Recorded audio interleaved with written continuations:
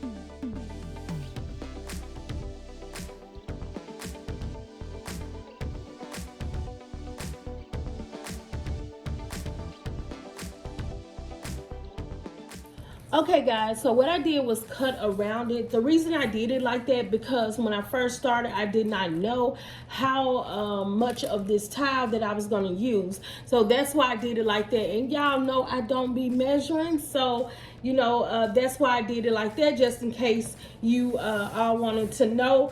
You can draw it on the cardboard or whatever the size that you want it to be, but I just didn't know right off how big I wanted it to be or how big it was going to go as far as the cardboard. So that's why I did it like that, y'all. If y'all can come up with another way, do y'all thing. Okay, so what we're going to do is go ahead and hang this up, and I'm going to let you all see how it looks. Okay guys, so it turned out beautifully. I love the I didn't even like this towel at first, but I really do like it now. It is so super gorgeous.